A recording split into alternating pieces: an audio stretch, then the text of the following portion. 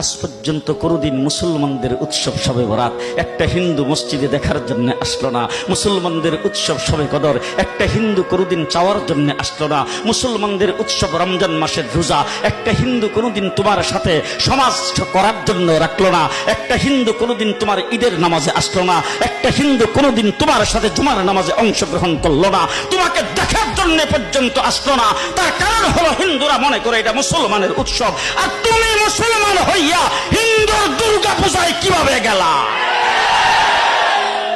তোমার কি হয়ে গেল? তোমার কি লজ্জা শরম তুমি ধুয়ে ফেলে দিয়েছো? তোমার কি কোনো লজ্জা শরম নাই? লজ্জা শরম নাই? আবার কি সুন্দর বলতেছ, ধর্ম যার যার উৎসব সবাই। হাই হাই হাই, ও মুসলমান যুবকেরা ভালো করে শোনো, ধর্ম যার যার উৎসব সবার, তাইলে বিয়া যার যার বউ তো সবার। জি, বিয়ে যার যার বউ সবার, পুষ্কুনি যার যার মাস সবার, গাছ যার যার ফল সবার, ক্ষেত যার যার ফসল সবার, দোকান যার যার